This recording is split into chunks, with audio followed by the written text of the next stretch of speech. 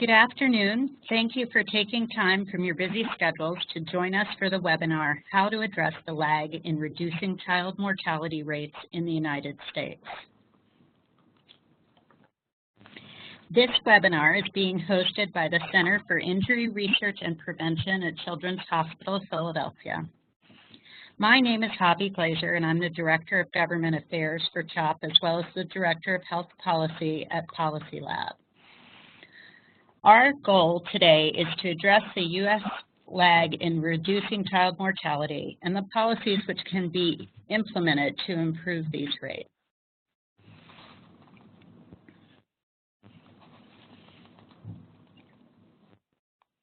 We have three main objectives. The first is to identify the underlying causes of mortality in infants and older children. Then to present the major contributing factors driving the lag in U.S. child mortality rates, and discuss, finally, the evidence-based policies which should be implemented to address these issues. As we all know, changing policy can be a slow but ultimately satisfying way to improve health outcomes. In order to craft effective policy solutions, it is first essential to understand the problem, which Dr. Forrest and others have helped us do in an extensive longitudinal study. It is next essential to alert others to the problem, and we hope that today's webinar will help do this and that you will in turn spread the word. Ideally, we then move to advocating for evidence-based policy solutions. Some evidence-based policy solutions have been identified, and we will share them with you here so that you can join our advocacy efforts. In other circumstances, more research is needed, and our advocacy should be directed to obtain the resources necessary to do this research. Before I introduce our speakers, I'd like to address a few housekeeping items. First, if you are having technical difficulties, please reread your confirmation emails. The latest one was sent at 11 a.m. this morning. In the emails, you will find links to join the meeting and to download WebEx Event Manager for first-time users. You should hear the audio through your computer's speakers. There is no call-in phone number for the audio. At this point, unfortunately, we aren't able to help with technical issues. If you have questions for the presenters as we go along, please type them into the chat text box in the bottom of your screen and direct them to our host, Lindsay Mitros. There will be opportunities to ask questions throughout the presentation, as well as time designated for Q&A at the conclusion of the webinar. Because of the large group, it is not possible to open up the lines for audio questions from participants, but we will gather and synthesize questions from the group, and I'll ask the presenters at several points along the way. We've set it up so that other participants will not be able to view the questions or comments you submit. From previous webinar feedback, we found this can be very distracting. Last housekeeping item.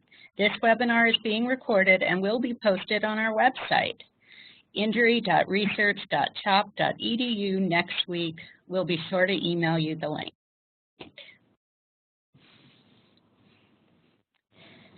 Today we have a featured speaker, Chris Forrest, MD, PhD, who is a professor of pediatrics and healthcare management at CHOP and the University of Pennsylvania, director of CHOP's Applied Clinical Research Center. Our panelists today are Alice MPH, senior scientist and director of epidemiology and biostatistics at the Center for Injury Research and Prevention at CHOP. Assistant Professor of Pediatrics at the University of Pennsylvania Perelman School of Medicine, Master of Public Health Faculty, and Senior Advisor.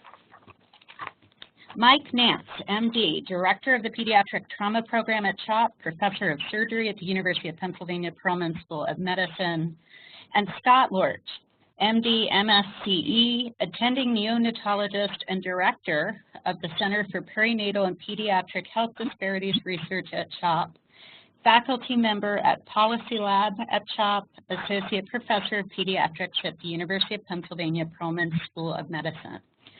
I will now turn the mic over to Chris to summarize his recent research on child mortality in the U.S.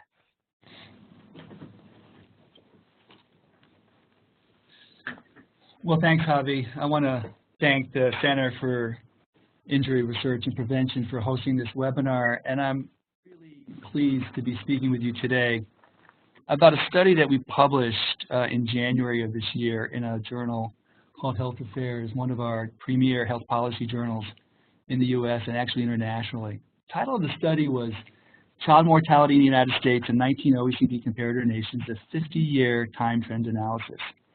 And this study would not have been possible without the hard work of the authorship team led by Ashish Thakrar, who is a internal medicine resident at Johns Hopkins Medical Institution, formerly a medical student here at University of Pennsylvania. Alexandra Forrest, who is a fourth-year medical student at Drexel University, destined to be an OBGYN.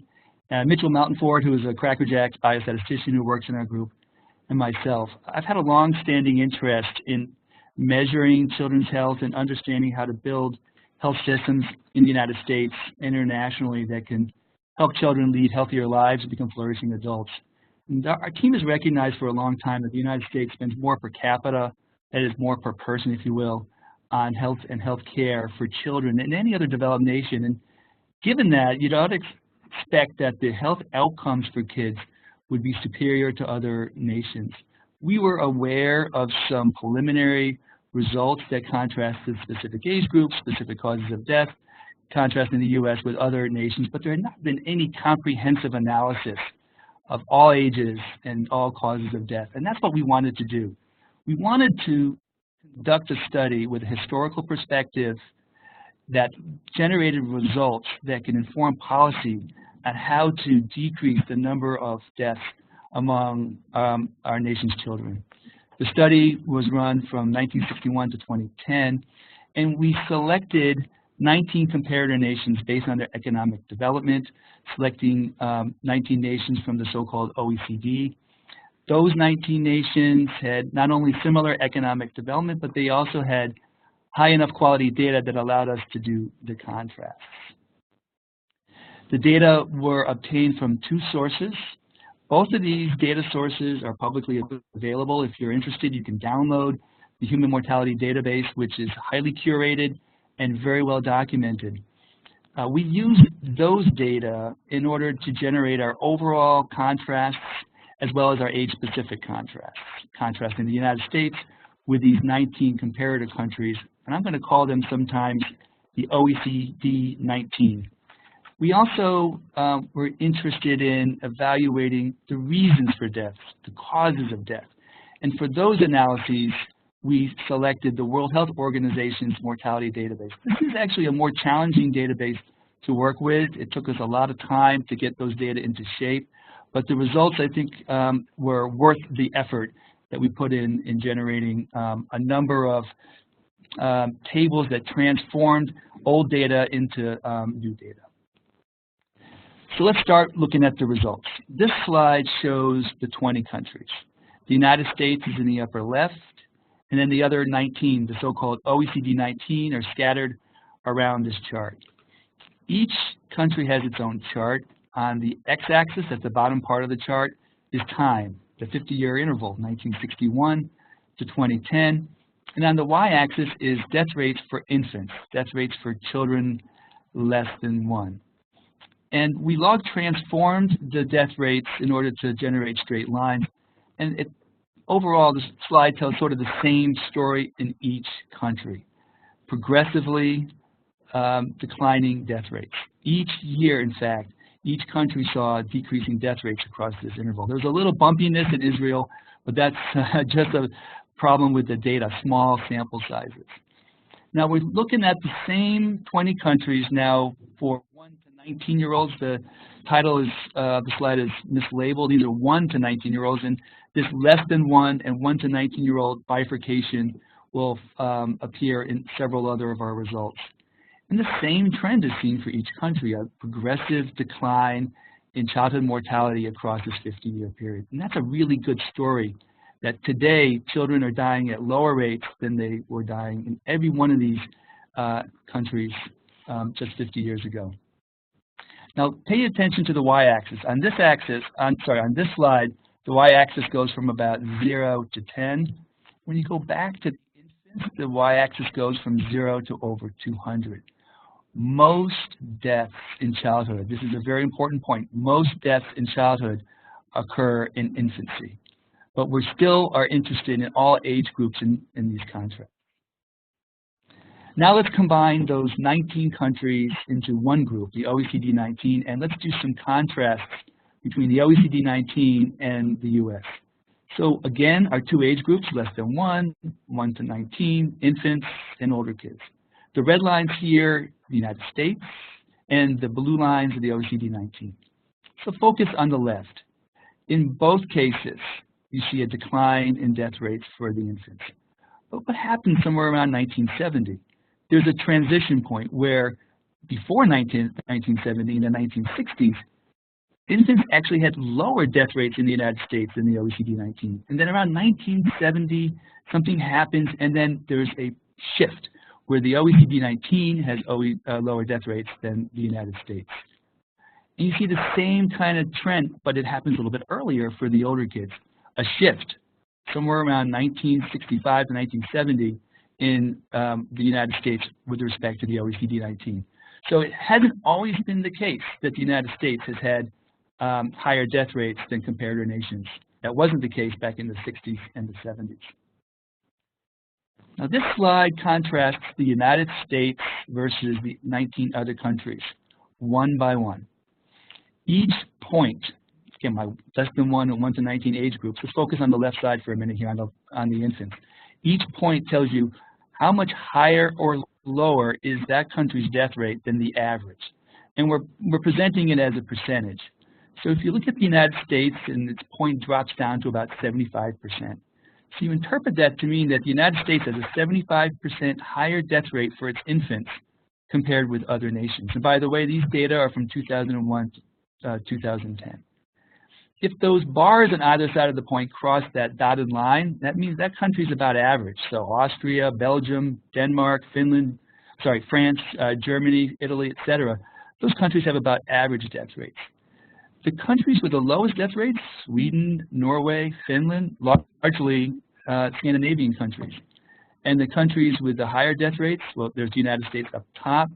New Zealand is about 30%. Great Britain is about 25%. Canada, similar. So the Anglo countries with higher death rates. This slide presents those death rates in more detail.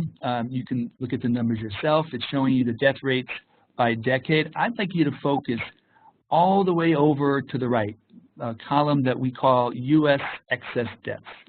So this is a concept that we developed for this study. We wondered if the United States had experienced the same death rates for kids as the OECD 19, how many deaths could be avoided?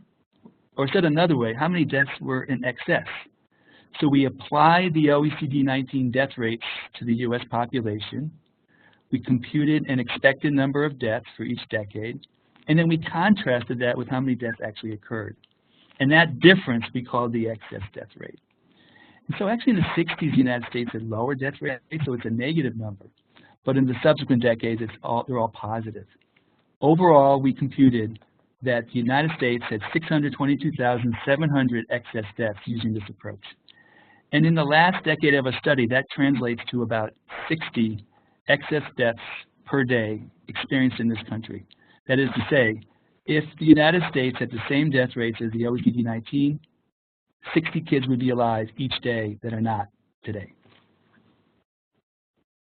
So further drilling down, you've looked at now the age-specific death rates. You've looked at death rates over time. Let's look at cause of death. And this was that little challenge I mentioned in the beginning of the talk. Examining cause of death is not for the faint of heart. There are a number of different ways that cause of death has been recorded over time. There's a classification system called the International Classification of Diseases that's used to record cause of death. It's also used to record diagnosis that a physician might give a patient. We took each one of those diagnosis codes and we assigned them to one and only one of these 9 categories. And we call these 9 categories our cause of death categories. And in this way, we harmonized these 4 coding systems into a single 9-category coding system. So using these 9 categories, we then examined causes of death by year in the U.S. red line versus the OECD blue lines. There's some jagginess on some of these charts because the number of deaths are quite low. You can sort of get a sense of that by looking at the y-axis, how the numbers change. When the numbers are higher, that means higher rates of death.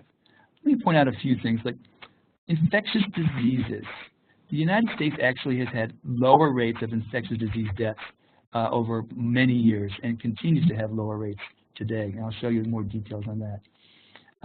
Unintentional injuries, however, is an opposite story. Higher rates for U.S. compared with the OECD 19, which is the case for perinatal conditions and intentional injuries. Let's drill down into that a bit more specifically and look at the overall difference for each of these 9 causes of death. Let me start at the bottom, because it's not the case that the U.S. has higher death rates for every cause of death. In fact, you're more likely not to die of infections in the United States compared to the OECD, and cancer as well. So the death rates for those 2 causes of death are lower in the U.S. than they are in the other countries. Neuropsychiatric conditions, congenital anomalies, cardiovascular diseases, probably in the same category, other chronic conditions, they're all about the same. Where you really see the difference, where the U.S. is higher than the OECD 19, is for intentional injuries, homicide, suicide, unintentional injuries, largely due to motor vehicle traffic accidents. We'll talk about that throughout this webinar, and perinatal conditions. So let's focus now on those 3 causes of death and drill down even further. This is the mortality rates for intentional injuries, all ages, U.S. versus OECD 19, across the 50-year time period. Look at the U.S. males versus U.S. females. Males higher rates than females. OECD 19, males higher rates than females. So boys are more likely to die from intentional, and you'll see the same is true for unintentional injuries, than girls. But the real story here is the extraordinarily high rate of intentional injury deaths for U.S. males. Now, looking at unintentional injuries, you still see that high delta between the U.S. males and OECD 19 males. You also see differences between the U.S. females and the OECD 19 females. We drilled down even further and we looked at among infants. And again, perinatal conditions were different between the U.S. and the OECD 19. Perinatal conditions are deaths that occur around birth. And so we found that that difference was driven largely by 2 causes. In the United States, you're 3 times more likely to die from prematurity than the OECD 19, and 2.3 times more likely to die from sudden infant death syndrome. Now, the injury story is largely a tale of adolescents. And what we found is that U.S. adolescents died at twice the rate of motor vehicle accidents than OECD 19 adolescents. And this is not a typo. The U.S. teens die at 82 times the rate from firearms, that's deaths from guns and bullets, than OECD 19 adolescents. So in summary, here are a few conclusions from the study. Children today are more likely to live than any other time in the history of humankind, and that's a terrific story. But the United States is experiencing 70% higher death rates than comparator nations, and I think that's telling a very important story. We have to understand why that's the case so that we can intervene in order to reduce those unnecessary deaths. That lagging performance, that accounts for about 60 preventable deaths each day. And I believe we should be focusing on healthy births, reducing the risk of car accidents, and eliminating deaths from guns in order to address this gap. And let me leave you with one final thought, and this is a bit of a riff on an article about this study that was written in the New York Times in an op-ed editorial about deaths in children in this country. And the op-ed piece started with a brief story reminding us about the 2012 massacre in Sandy Hook. 20 families found themselves in the Sandy Hook firehouse waiting to hear about the fate of their children. And then Governor of Connecticut, Dan Malloy, walks in and tells the families that if they hadn't heard about their children, that they weren't going to hear, and their children had died. each day we have 3 Sandy hooks that are unnecessary. Thanks very much. Thank you, Chris, for that overview. I'm really looking forward to discussing later what we can do about that. But before we move on, I just wanted to ask you if you could provide an update. The data you relied on for this study ended in 2010. What are the recent trends? Yeah, thanks for that study. We really wanted to extend the analysis beyond 2010. We were limited by data, but we have excellent data in this country. The Centers for Disease Control and Prevention issues reports that they publish as CDC reports, MMWR reports, and also articles in JAMA. Just this month, the CDC issued a report on injury deaths in 10 to 19-year-olds. And it told a similar story to what we were telling, but also something that's quite different. So we've been seeing declines in deaths due to injuries up until about 2013. But as of 2013, there's been a change. We're starting to see an increasing number of deaths due to motor vehicle accidents in adolescents and firearms. And then there's a new entrant into the story, and that's deaths due to poisonings, largely due to opioids. So there's a change recently. The trends are similar. The opioid crisis isn't as much of an issue for adolescents as it is for young adults, but it's still very present. So I think we have to be cognizant of these changes and continue to monitor. Thank you, Chris. That is all very sobering. Moving ahead, though, Allie will discuss teen driver crash rates and some of the policies which could be implemented to reduce these rates. Allie?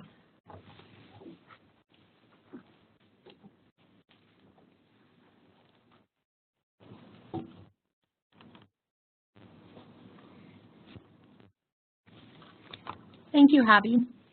So I'm going to provide a little context as to why teens in the U.S. have a twofold rate of crash fatalities compared to teens in the other OECD 9 countries, and specifically the differences in teen driver policies that are underlying this crash risk. And then I'm going to discuss some concrete evidence-based ways that U.S. jurisdictions can strengthen these policies as a way to further reduce their motor vehicle crash deaths.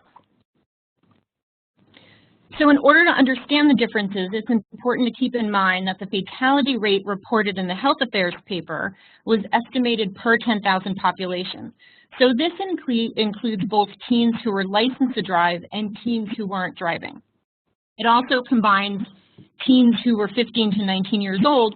So this is across the age spectrum of ages from when teens transition from being non-drivers to independently driving.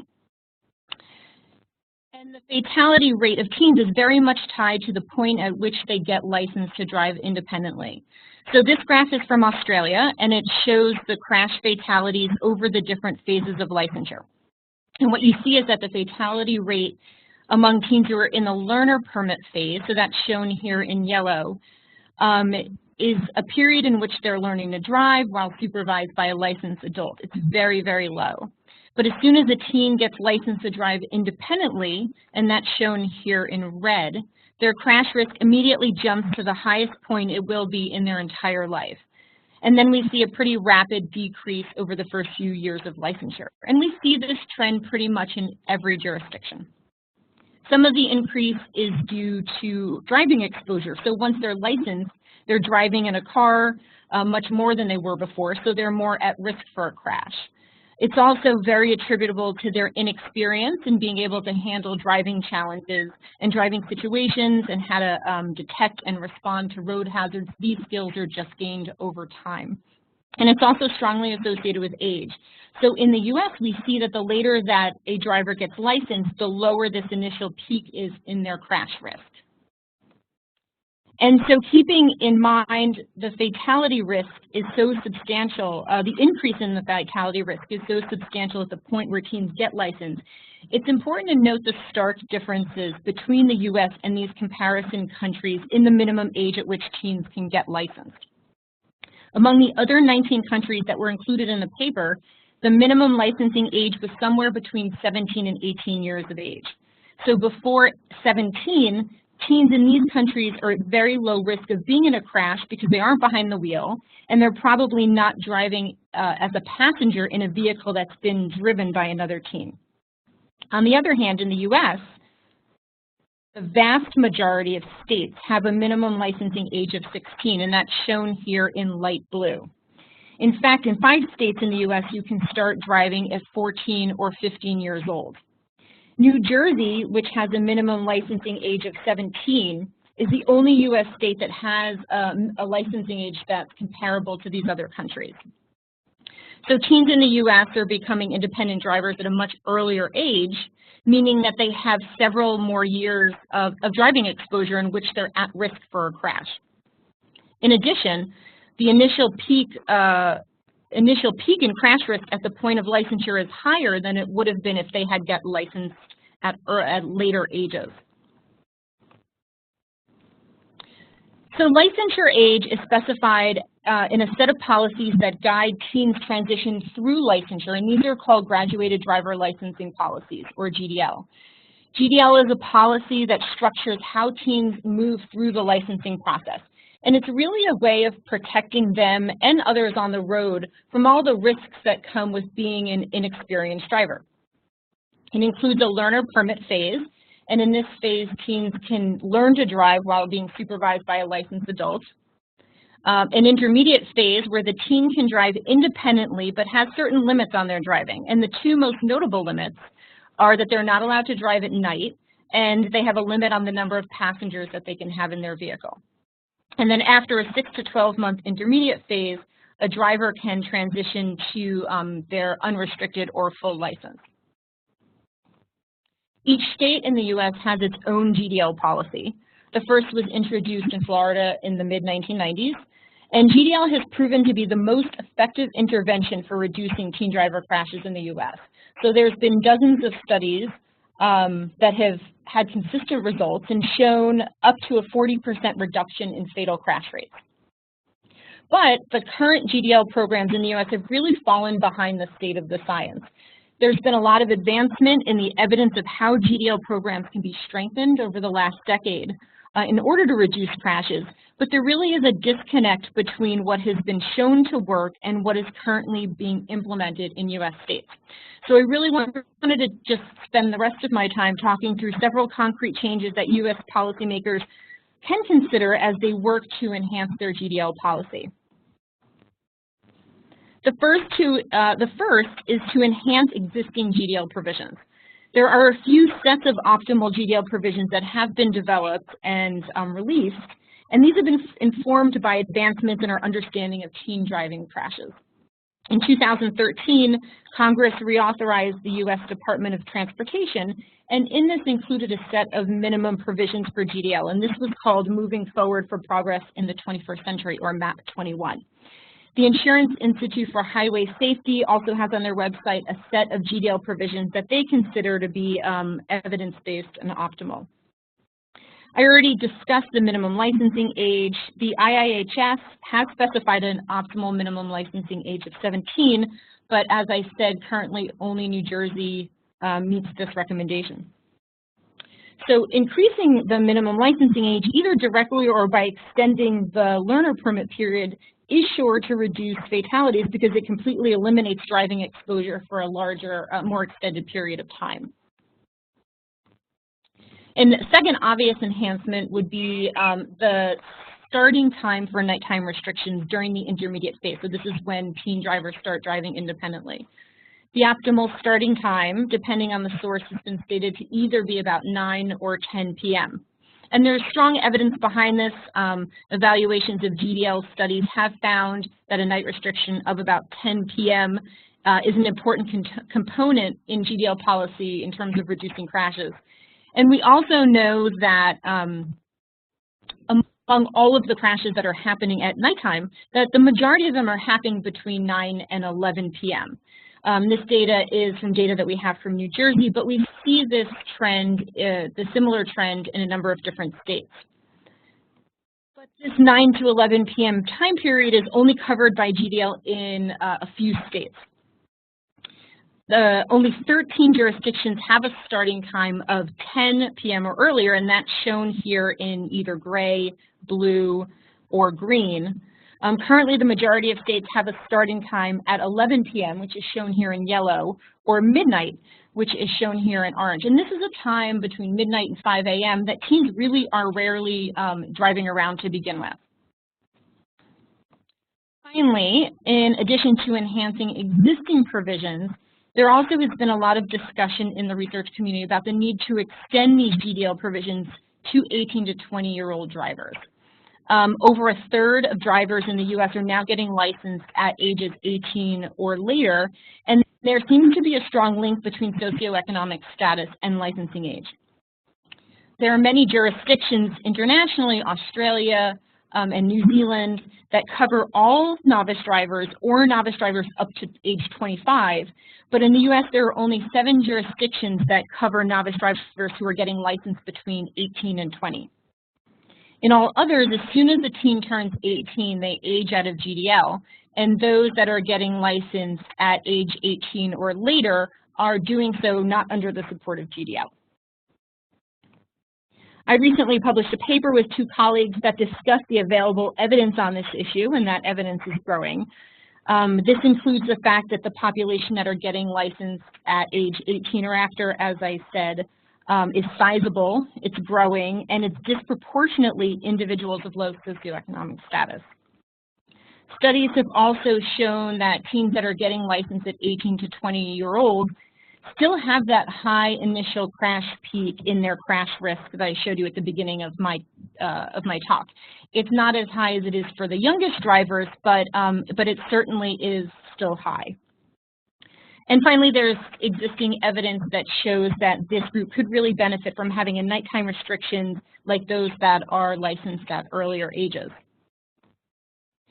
The CHOP, Center for Injury Research and Prevention, has a number of resources on our website that we have developed that really review the evidence for advocates and policymakers on how to enhance and extend GDL policy. And we also have specific guidance for advocates and policymakers as they consider how they can boost their state's GDL policy to optimize crash reductions.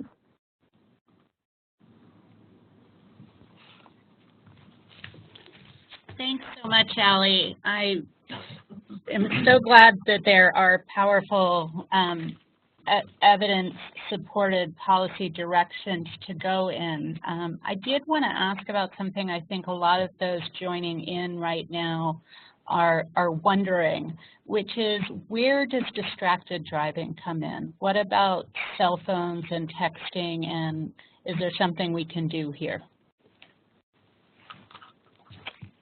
Yes, so distracted driving is certainly an important issue among young drivers. The prevalence of texting is higher among adolescents and young adults than it is among adults. The majority of states actually do have laws now prohibiting texting or cell phone use. And these are sometimes included in states' GDL policy and sometimes outside of it. Text messaging is actually banned for teen drivers in 48 states. And use of any cell phones is banned for young drivers in 38 states. However, the findings have really been mixed in terms of whether these laws actually change behavior and reduce crashes among teen drivers. So universal handheld phone bans seem to have reduced behavior, but it's really not clear yet that texting bans have. There are some studies that have shown short-term reductions after these laws, but results haven't been consistent. So I think the evidence for that is really unclear. And I think that enforcement of cell phones and texting laws may be an issue because it's really hard to identify drivers that are using this technology, in particular states that have secondary, not primary laws.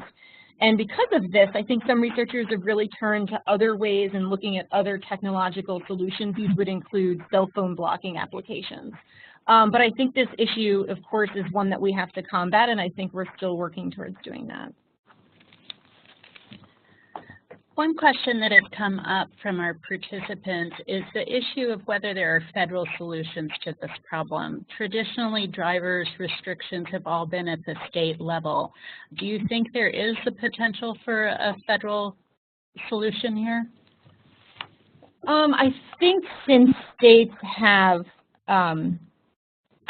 that each state has their GDL policy, I'm not sure I think that that's going to change. But what I think the federal government has done with MAP 21 is specify what they think are optimal driving restrictions and GDL policies, and they've started tying how much money states are receiving to whether they have optimal policies.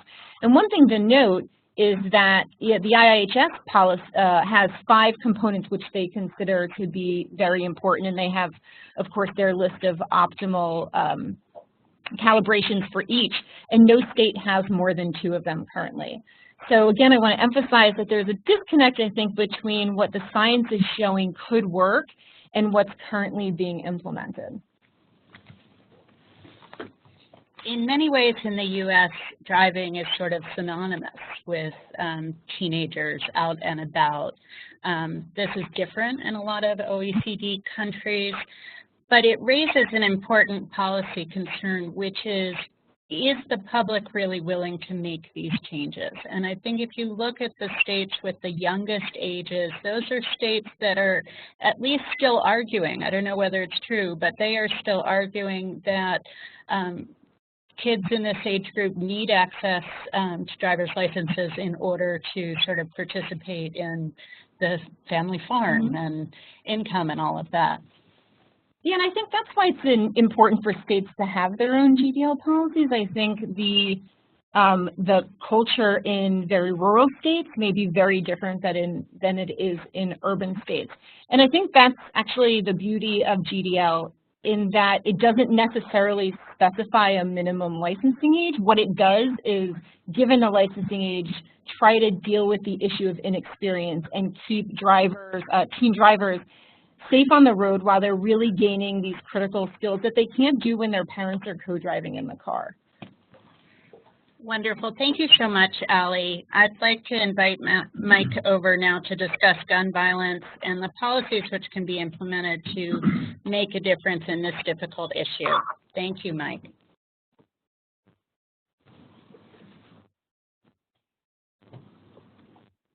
Well, thank you, and I appreciate the invitation to participate in the webinar today. I'll switch gears and talk about the role of firearms and mortality, and then the role with the pediatric population in particular. If we go back to the OECD 19 countries and compare them to the United States, this is a graph that shows the rates of ownership on the x-axis with firearms per 100 inhabitants, and then the firearm homicides per 100,000 on the y-axis.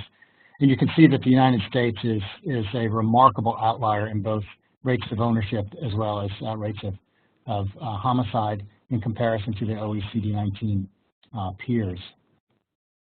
And then this is data that was analyzed by an actuarian. It's back in 2005, but not much has changed to expect that the results aren't still very valid. And when we look at the other OECD 19 countries compared to the US, our life expectancy is around 78.2 years. And the mean life expectancy for the other 19 countries is about 80.8 years. And it was estimated that 26% of this gap in life expectancy, so the difference between 80.8 years and 78.2 years, that 26% of that can be explained due to firearm-related deaths. So if we start focusing down on children, this is the pediatric injury trends for the last 30 years or so, and as a pediatric traumatologist, it's very heartwarming to see that the rate of mortality rate has declined by about 50% over those 3 decades. But before we enjoy ourselves patting ourselves on the back, we have to realize that it's still far and away the leading cause of death in the pediatric population and outpaces all other causes combined. And if we start looking at why kids die, the next couple slides are data from trauma centers. So these are kids that arrive in a trauma center to be included in the data set. The most common reason they die is from motor vehicle related cause, but just behind them are falls as well as firearms.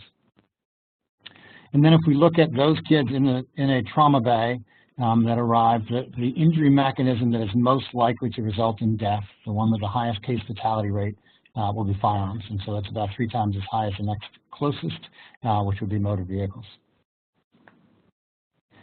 And we can explode it further, and if we look at an age group here, 15 to 19, you can see that the top 3 causes of death are all injury-related. So number 1 is unintentional injuries, but number 2 are homicide, and 3 is suicide.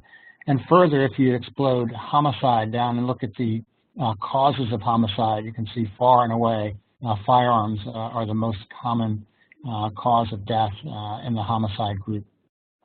And if you focus on the suicides are responsible for about 46%, or nearly half of all suicides. And all told, in this age group, about 25% of all deaths involve a firearm. And so I would say that firearm mortality looks like a pretty compelling issue as we're considering reasons for this mortality gap. But why this problem exists and what we can do to mitigate it is a little bit more challenging. It's something that's been around for ages. I don't think I can chip away very much in the next 8 to 10 minutes, but I'll talk about 3 particular issues which I think are relevant in the healthcare community, relevant in the epidemiology world and policy world. And so the first are firearms and and I'll focus on suicide in particular. We saw from one of the prior slides that suicide is the 3rd leading cause of death in youth and young adults. In this group, it's 10 to 24, and it's 10th overall, so it's a pretty significant issue from a mortality perspective.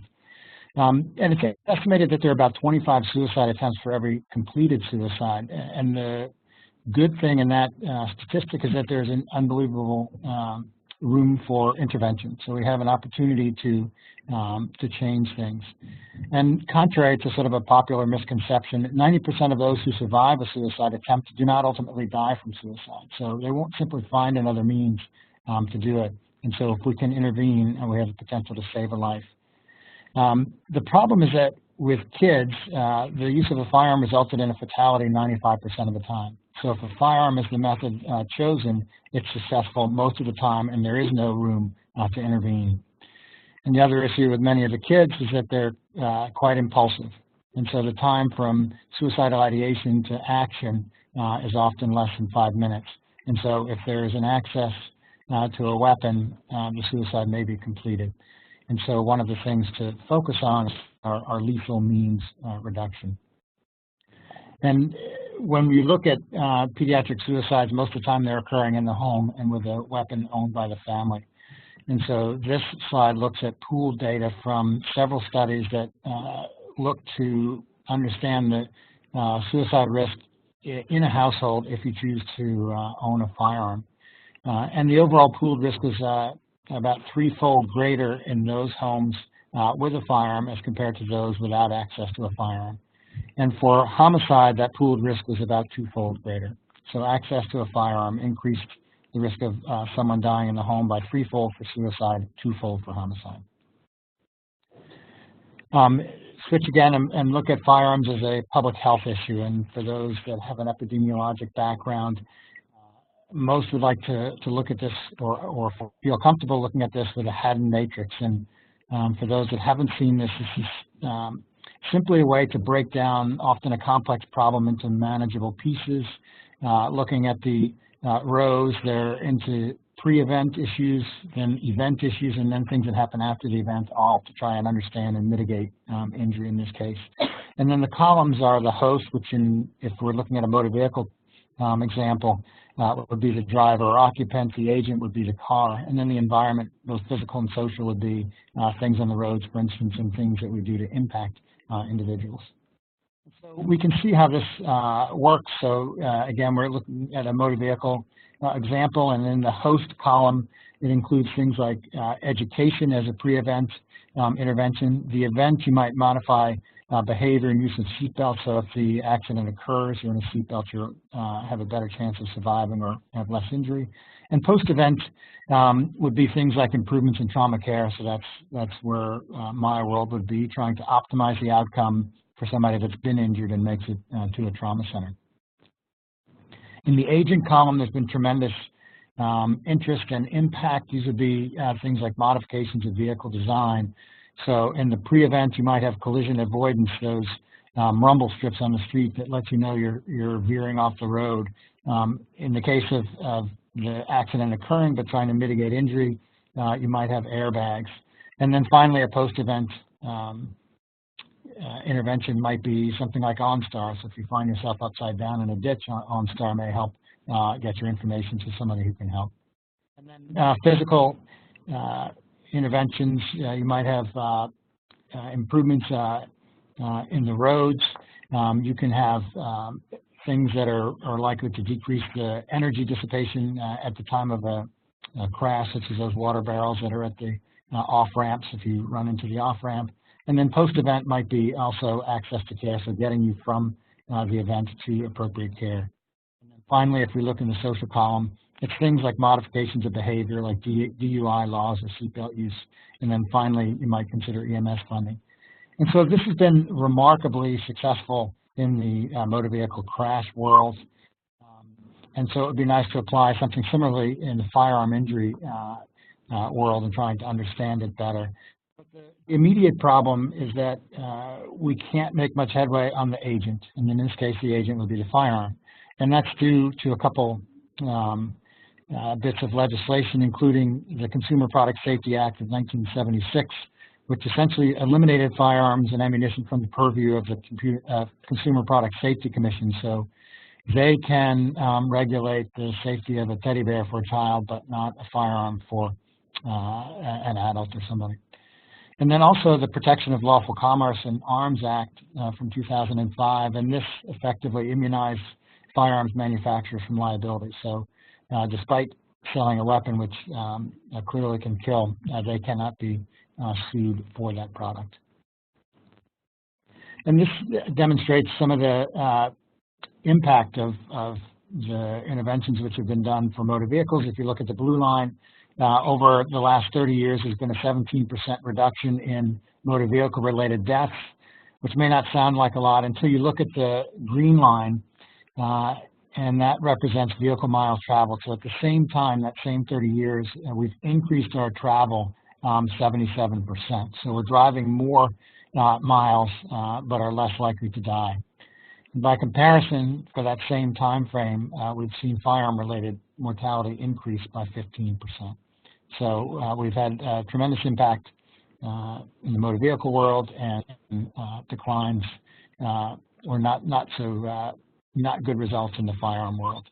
And these have been incremental, small changes in the motor vehicle world, and that's what we would hope to see and should try to achieve in the firearm world as well. And then finally, firearms and research funding. So we need money to help support research to understand the problem. In 1992, the CDC funded a study. It was published in New England Journal of Medicine by Art Kellerman and colleagues, and they studied the risk of owning a firearm and keeping it at home, and demonstrated that the risk of homicide increases by a factor of 3 if you choose to own a weapon. And this did not sit well with many entities, including the National Rifle Association. And by 1996, the backlash led to the Dickey Amendment, which was added to an annual spending bill and essentially cut the money from the CDC budget, which had been used to fund similar research under the CDC, and also added language that forbade the CDC from using funds to advocate or promote gun control. And this is sort of, I think, specifically left a little murky as to its interpretation. By 2012, Congress would go on to extend the restrictive language to include all Department of Health and Human Services agencies, including the National Institutes of Health. So in essence, almost all federal sources of research funding had been eliminated. And you can get a sense of what that can do to the to research. In this graphic shows the amount of U.S. public funding for research. In the top area in gray is the funding for cancer research, and appropriately, it's very heavy. And we invest about $4,000 per year of potential life lost. In comparison, if you look at the amount of research dollars invested for firearms, it's about $2.70 per year of potential life loss, so a rather dramatic difference. So I think in the healthcare arena, we have a unique and powerful perspective on the problem. These are our patients, and I think we can advocate for change. I think we need to work together with those that share similar goals to move things forward, but probably most importantly, we need to work with everyone where there is shared support to make progress. And I would hope that those that are in the firearm research arena and advocacy efforts will forge on and not give up hope.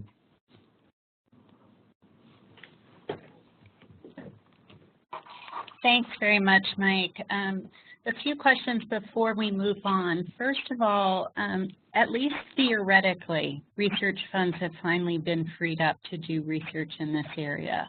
If you were king for a day and got to determine what we would be looking into first, what do you think are the key research questions we need to examine in gun safety? The list would be long. I think, even stepping back and understanding things from a broad epidemiologic perspective can give us the insight. And studies like that can help then direct specific areas where funding can be most effective. So I think we have barely scratched the surface to understand how to best allocate the funds. I think even getting some of the basic research to understand where it would best be spent is probably the best first step. Great, thanks very much. I was also wondering, and I'm a bit of a novice at this, but it seems that some states have stricter gun control laws than others, but you don't necessarily see a very dramatic lower rate in these sorts of incidences. Does that point to anything in particular about the types of restrictions that states are using? Are there recommendations you would make with respect to better approaches on gun safety and restrictions? I think there have been a variety of studies that have shown that states in which it's more difficult to obtain a weapon have lower suicide rates, lower homicide rates. So those studies are out there. I think there's also studies that look at child access laws, and those with stronger child access laws tend to have lower rates. So I think the studies are out there. I think the interest to push those forward has been lacking. Just one final question. I think that in the sort of public mythology, we think of guns as really an urban issue. That's certainly how we see it in TVs and in the movies. Do you think our efforts really should be solely focused in urban environments? Yeah, so I saw an interesting infographic that came across, that I saw today anyway, on Twitter, which looked at, from the Washington Post, and it showed where candidates have support, and most Democratic support is coming from urban areas and decreasing as you get from urban to rural, and just the opposite for Republican.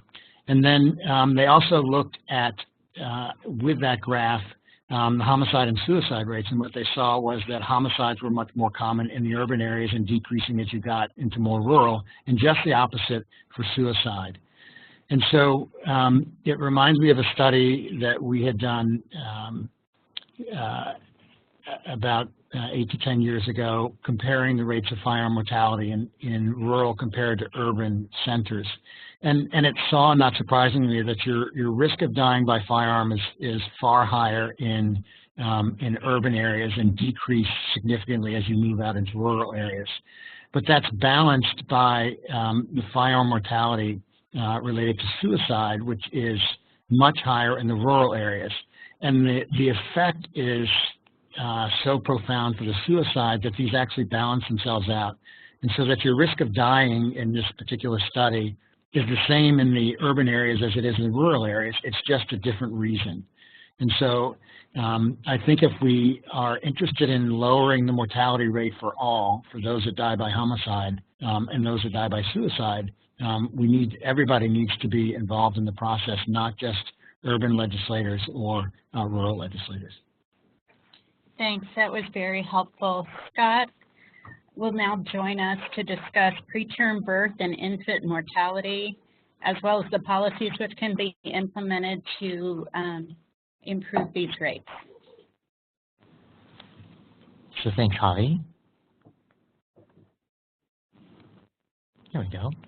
So we're going to take a pretty big veer in the conversation and look at the other end of the pediatric spectrum. And, I think like the other speakers, there is the results from Chris's study really mirror differences here in prematurity and preterm birth risk, which is shown here on the slide, which really compares the United States, which is at the very bottom in the light blue, compared to the darker blue rates of preterm birth in the other OECD countries. And we can see that this rate is the only country over 6 per 1,000 live births, and this was data from the early 2010s. And I will point out that these elevated risks are, while vary by both socioeconomic and by race ethnicity, are still elevated across all racial, ethnic, and socioeconomic groups. And I think the heterogeneity in what the etiology for preterm birth in these populations leads to some challenges in developing evidence-based policies to reduce mortality rates secondary to preterm birth. But I also want to point out that pregnancy is not limited just to the baby. This is a slide looking at maternal mortality rates in the United States from 1987 to 2013 on the left-hand slide. And what's important to see is a doubling, in fact, almost a tripling of the rates over this period of time. And similar to the slides in the discussion that we've been hearing over the past hour or so, the United States here shown in this, this orangey red line, their risk of maternal morbidity and mortality has increased at a dramatically higher rate compared to the other countries of a similar economic background. So I'm going to focus on 3 areas in the time that we have. This is a very large topic. But unlike some of the literature that we've been hearing, there is a lot less evidence base to underpin the myriad of policies that have been proposed to address the issue that preterm birth and infant mortality. So we're going to talk about first minimizing the risk of preterm birth. So obviously, if a woman doesn't deliver prematurely, that reduces the risk of mortality from the infant. And we'll focus on a couple of potential aspects here: the receipt of a medication called progesterone for women at risk of having preterm birth, and then reducing the rates of short interconception intervals for women. But I think when we really look at risk of mortality in the preterm infant, it's not just preventing preterm birth, but it's also optimizing the care of the premature infant and minimizing the risk of mortality faced by these infants. And there's more evidence, and we'll talk about what hospitals are delivering these women, what hospitals are caring for the children after they're born, and then what their management is not only in the hospital itself, but also after they go home from the hospital. All of these elevated risks contribute to the results that we saw in Chris Forrest's paper. And finally, we'll touch briefly on the role of social determinants of health, and it's probably pretty important impact as drive birth risk.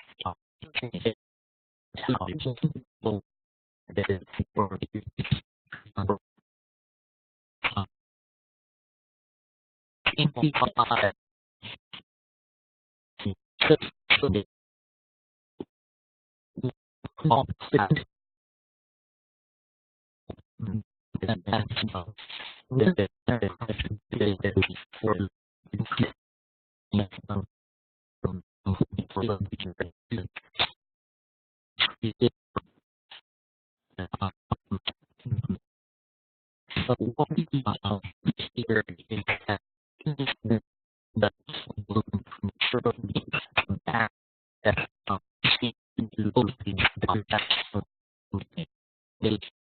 they also improvement things that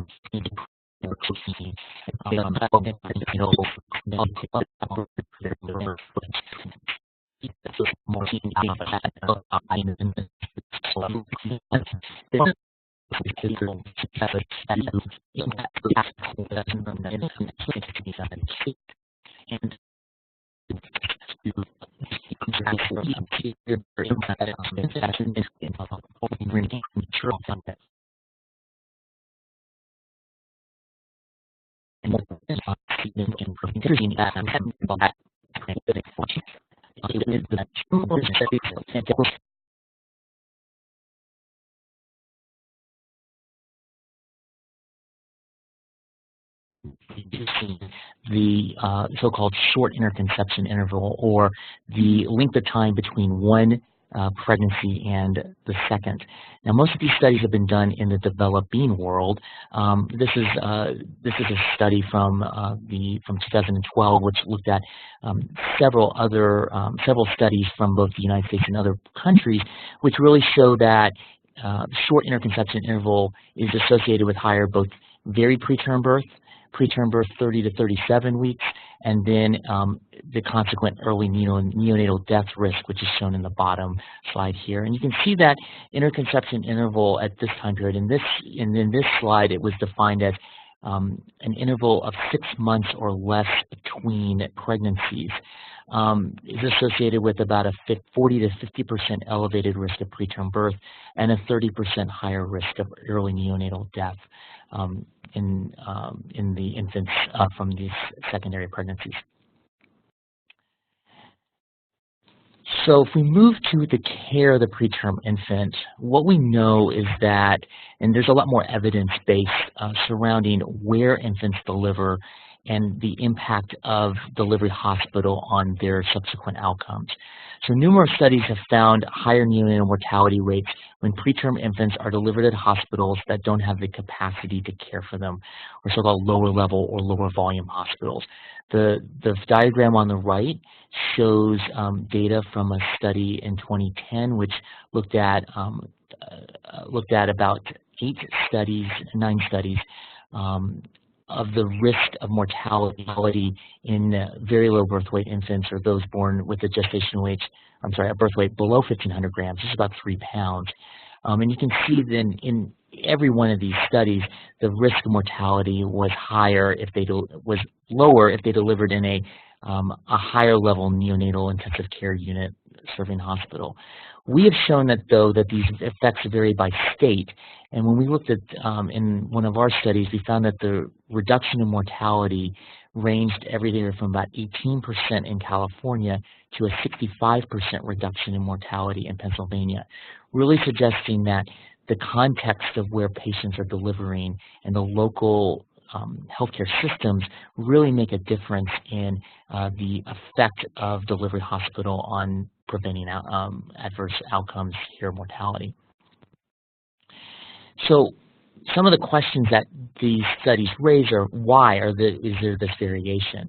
And first, there's interesting data that suggests that access to an appropriate delivery hospital varies widely, both within states and between states. And this is just one example, and this is a study of rural patients, a group that I think we have over the past 10 or 15 years really, as Mike mentioned, have a similar elevated risk of an adverse outcome, but from different reasons. And here, this slide shows that women, even with the guidelines that either if you're having a preterm birth or have a multiple gestation birth, which is a risk factor for having a premature infant or infants, that women who are in a rural community do not get to the hospitals that can care for their infants.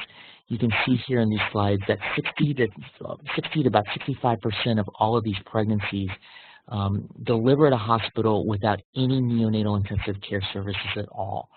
and it's especially most prominent when their local hospital does not have any access to a neonatal intensive care unit. And what's striking is if you look at those ends below the numbers, you can see that the vast majority of rural women do not have ready access to local NICUs. Now, what was interesting is while insurance status did not change the likelihood that one receives care at a neonatal intensive care unit serving hospital, race did, where Black rural infants were about 40% less likely to deliver at a hospital with a NICU compared to white infants. So the first issue is getting patients to where they are supposed to go to reduce adverse outcomes. But then secondly is really understanding what the quality of care is of the hospitals that do tend to deliver either minority racial ethnic patients or those of lower socioeconomic status. And here's a study from New York City which suggested that minority women deliver at lower quality hospitals.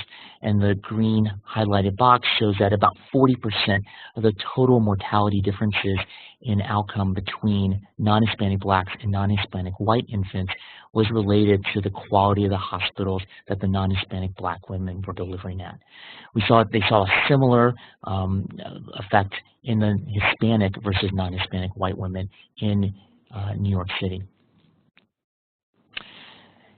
There is more recent work, although it is more controversial, about the role of care within hospitals, with some studies suggesting that minority racial ethnic patients receive lower quality compared to non-Hispanic white women in California. Other studies from our group have not shown such an effect, and it really suggests that, at least from a policy perspective, that the first two aspects, getting patients to the right place of care and improving the quality of care once they get to those hospitals, is a place that policymakers can really hone in to reduce the effects of preterm birth on mortality. But we can't forget about what happens to these babies after they go home, which many folks in my practice may do, because we tend to take care of the babies when they're first born. But prematurity remains a risk factor for adverse health outcomes long after they've been in the birth hospitalization. A gestational age at delivery of 28 weeks or less, so 3 months early, access health care weekly in the first 3 months after they go home on average. Preterm infants have a 3- to 4-fold higher risk of hospital readmission in the first year of life, and have higher risk of pulmonary disease, abuse, neglect, and yes, even the injury and trauma outcomes that have been described previously compared to infants born at term. There has been almost no policies or data systematically looking at what type of support is necessary for these infants after we've gone to the cost and care of resuscitating them and getting them from birth to a successful discharge home with the families themselves. So this slide just gives some potential ways that we can address these issues from a policy perspective, and they span the gamut from legislative perinatal programs such as those seen in New York State, certificate of need programs which limit the expansion of not only neonatal intensive care programs but other hospital or medical services without the so-called justification that the need is needed within a given geographic area. A growing trend of states designating levels of care, whereby states codify what a hospital needs to have to call themselves a, for example, level 3 or level 4 neonatal intensive care unit. And then the development of these perinatal quality collaboratives at the state level. And then finally, a few states, such as Texas, have really looked at changing Medicaid policies to provide financial incentives for high-quality care in the perinatal arena. Not surprisingly, there's been minimal evidence for the impact. We've shown that certificate of need programs are associated with a reduction in mortality rates, particularly in high urban population states. And then there's a recent study that's just been published in the American Journal of Public Health, which found that that perinatal quality collaboratives in the southeastern parts of the country succeeded in reducing poor quality care throughout these states, but did not show a significant change in mortality compared to the remaining states in the United States. Those are some of the only studies that have been really to provide an evidence base for what type of perinatal regionalization policies may improve the care of these infants when they deliver prematurely. And finally, I'm going to take a couple of minutes to talk about social determinants of health. This schematic just shows the growing realization that outcomes of premature infants, both whether they deliver prematurely or their outcomes after they deliver, may be interrelated with the social context and the social constructs that they live in, whether they are, here we show it as a racial ethnic issue, but we've also shown similar data for women of lower socioeconomic status regardless of where they live in the U.S. The challenges come in that there's limited data for even patient and provider level interventions in maternity care. There are no data on how such social determinants can be implemented in practice in the neonatal intensive care unit. And in pediatric care, so this is after they've gone home, most studies have focused primarily on reducing the parents' reported number of social determinants of health, which would be associated, for example, problems with food, problems with transportation, and also going all the way to community-level violence and exposures such as that.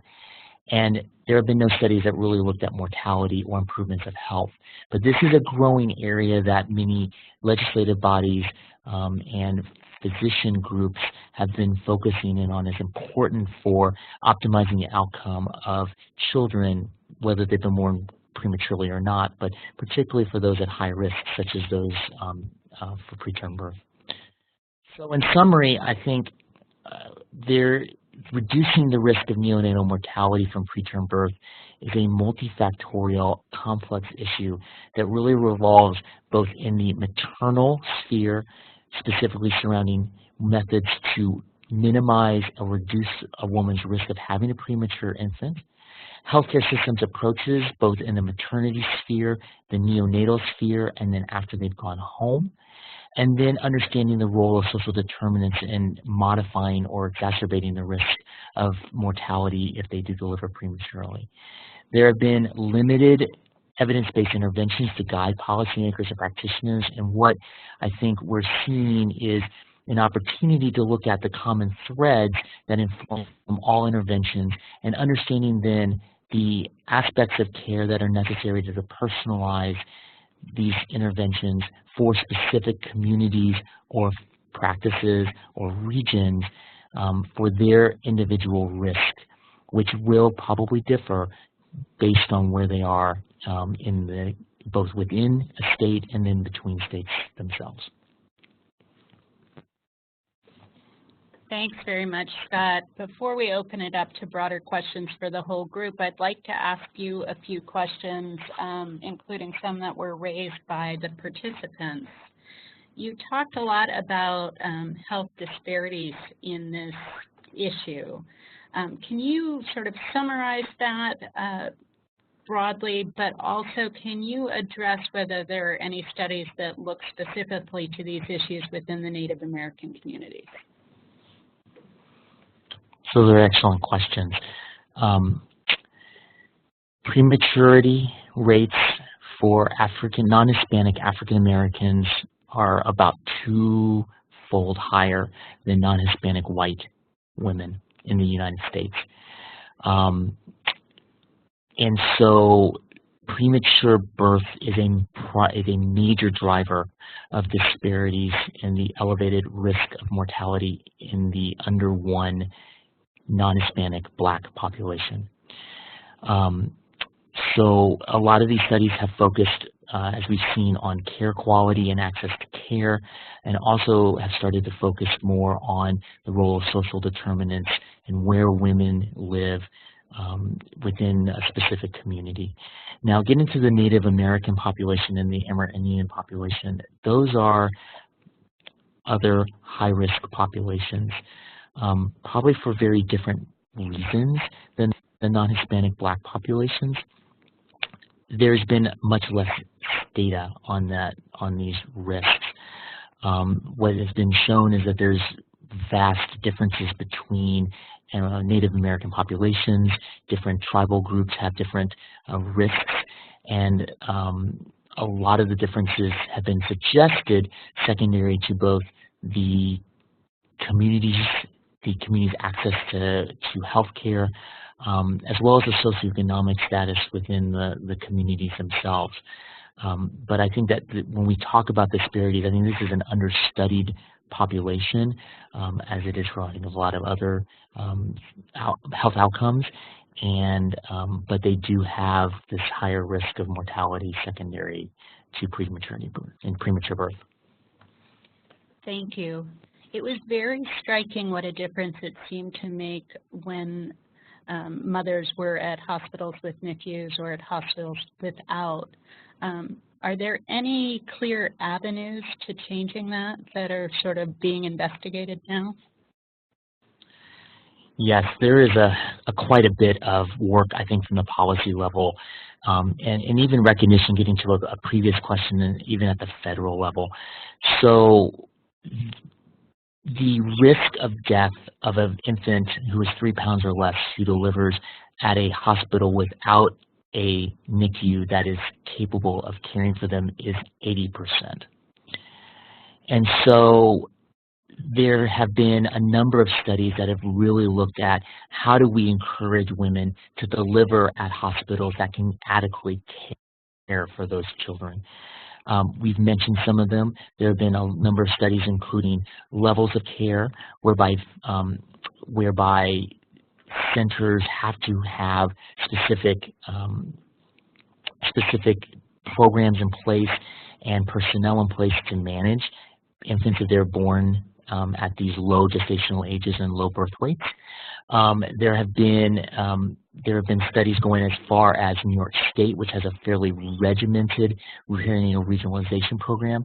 But I think what's interesting is that Title V, which is a maternal child health block grant program, has made some modifications over the years. And what they have done is to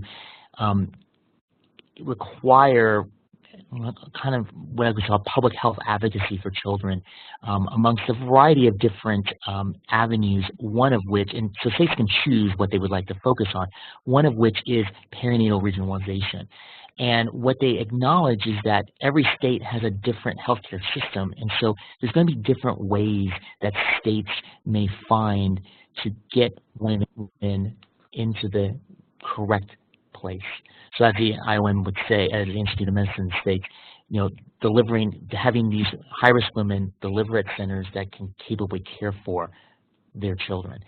And it's very interesting when you talk to the states, because I think that the ways that every state has gone about to improve in this area vary widely. And I think it really depends on the urban-rural divide and makeup of the state, what the healthcare system looks like in the state, and what hospitals can and can't do easily. So, for example, can a hospital just open up a NICU, for example? Can they open up a delivery unit because they want to? Or are the states really trying to really look at the system itself and the best way to deliver perinatal care for their patients, both in the urban settings where most of these hospitals are located and the rural, suburban, exurban, and rural patients. Just one last question for you, Scott. Medicaid is now covering more than 50% of all births in the United States. You gave the Texas example of Texas trying to incentivize better services related to births. Are there federal solutions as well that are being pursued or that you might recommend? we can always recommend. So, so I think that states have caught on that preterm birth is a very expensive proposition, and the more premature infants, particularly those born extremely prematurely, really ratchet up the cost. Estimates would say that upwards of 35% of all healthcare costs in the first year of life in the United States come from the 1.2% of infants born at a birth weight under 1,500 grams. So there is, I think, in Medicaid being a significant driver and payer for the care of these infants, I think really many Medicaid programs are really looking at methods to improve care. Many of these perinatal quality collaboratives have really focused specifically on the preterm population, both preventing prematurity, as you saw from Ohio, for example, as well as ways to optimize the care of these children. I mean, I'll go so far as to say, for example, in California, the California Perinatal Quality Collaborative has not 100%, but nearly 100% enrollment of delivery hospitals, and that one of the ways that they've incentivized that is to tie Medicaid payment to participation in these programs. And I think that this integration of quality improvement and funding is a powerful driver, particularly when, as you say, more than 50% of the deliveries, and probably even more than that from a premature perspective, are funded by state Medicaid agencies. Thank you. We only have a few minutes left and lots of questions, so I'm going to try and speed through them. The next question is for Allison. And the question is really coming out of how much interest we've had from participants who are looking at things on the website related to how do you pursue graduated driver licensing issues. And the question that has come up is, what is the biggest pushback? When people are pursuing these sorts of changes at the state level, what are the barriers they run into, and how do you suggest overcoming them? Thanks for that question. I haven't actually had this experience personally, but one thing I hear is that it's really important the way we present suggested changes. And I think we get pushback when we use the word law, when we think about it in a way that's not about protecting teens as long as we can, or dealing with the inexperience of teens. And that's why we've really tried to reframe the issue, not so much as we need to regulate teens that are doing wrong things, but they're inexperienced drivers, they have a lot to learn, and what we need to do is make sure that we're phasing them into these high-risk driving situations, and in a way that's both protecting them and protecting others on the road. So this framing of enhancing GDL in a way that brings it up to what we know from the evidence base and from the science, the great science that's been done over the last decade. I really think that's the key. Great, thank you. Mike, there have been a number of questions for you, particularly related to teen suicide. One of our participants has pointed out that there's an increased rate of teen suicide. They want to know if there is a known connection between that increased rate and firearm ownership or possession. I think there are several studies out there that have demonstrated a clear association between access to the firearm and an increased risk of suicide in the home. There are studies by Miller and Azrael out of Harvard, and that's probably the place to go. There are a couple studies that they worked on looking at both young kids and households in general that do demonstrate a link between access to firearms in the home and suicide risk. We've also gotten a question very near and dear to my heart, which is, what do you see as the most feasible or practical gun safety policy to pursue first? It's such a controversial hot button area. I think you have to pursue it's a couple manageable pieces where there's a lot of consensus, so that I think in some ways people can see that it's doable, and then some can see that it's not actually taking away their firearms. And I think, you know, some of the low-hanging fruits, such as universal background checks, that's a you know, meaningful universal background checks, I think can be useful to get everybody working together and getting something that most people believe is a reasonable step. Other things that have come up that have incredibly broad support are improving mental health services, which I think could go a long way. More recently, a lot have focused on red flag laws, and I think that's probably something that would have very strong consensus. Those efforts to be able to flag somebody who's at risk, whether it's risk to themselves or risk to others. And I think most would agree that being able to intervene is important. And then finally, I would say just money. I think there have been efforts to free up money, but I think getting it out to do the research is important. And then on the softer side of policy, what we can do for our own families. There's so much exposure to gun violence, whether it's actually through all these horrible news stories we're reading about, or even in mass media, movies, video games, all of that. Do you have any guidance for people who just want to provide support to the older kids in our lives? I don't want to go into people's homes. That's sort of a dangerous proposition. I think the data can inform the individual, and so I would hope that they would be able to look at some of the data that comes out and understand whether the risk-benefit equation favors having a gun in your home or not. And for some, the idea of having a weapon in their home is unthinkable. For others, it's just part of life. And so that's why it's so difficult to legislate firearm ownership. But I think those that choose to have a firearm in the home should understand the risks that may pose. I think they need to understand particular groups that are at risk, which may be adolescents. And I think you know, understanding safe storage and things like that. So I think if we can provide context for gun ownership, that's probably a reasonable start. Wonderful. Thanks so much. We've got two quick questions for Chris before we come to the conclusion of the webinar. Chris, first off, I think the comparison to the OECD 19 countries is very powerful. As you were doing that work, even if just anecdotally, did you become aware of policies in those countries that you thought really had the potential to make a difference here at home?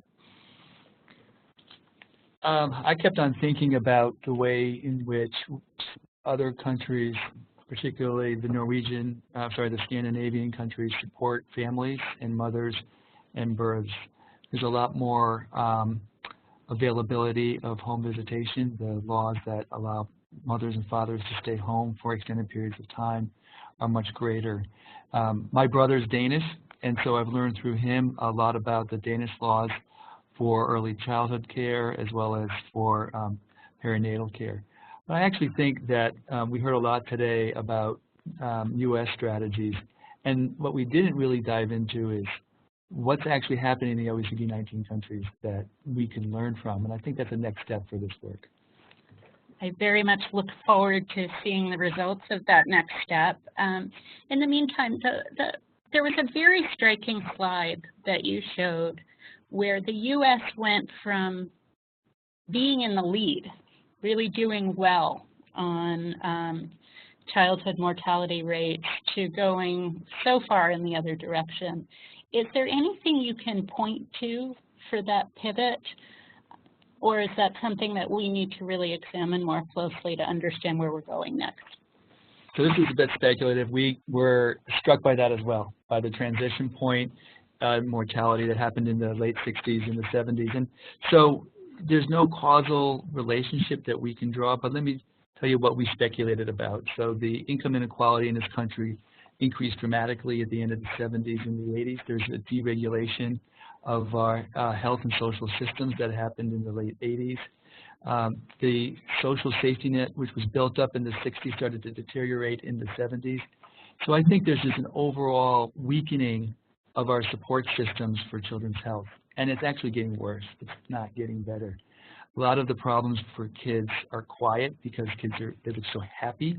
But when you look at the mortality figures, they don't lie. And what's absolutely true is that kids in this country have different life chances than the OECD-19. I think that's fairly sobering. As we come to the end of today's session, please note that an email will automatically be generated that will provide all the resources mentioned today. A little later, we'll also send a link to the recorded webinar in case you have associates who were not able to attend. Thank you so much for participating. This was a terrific, engaged group of participants, and we really appreciate all you do to protect and enrich the lives of children. We hope this webinar was useful and actionable for you. I also want to thank all of our presenters, Chris, Ali, Mike, and Scott. When we end the webinar, we encourage all of our attendees to take a short survey that will pop up for you to complete. Your feedback is important and helps us make future webinars as useful as possible. If you don't have the time right now, there will be a link to the survey in the email you will receive momentarily. Thanks so much, and goodbye.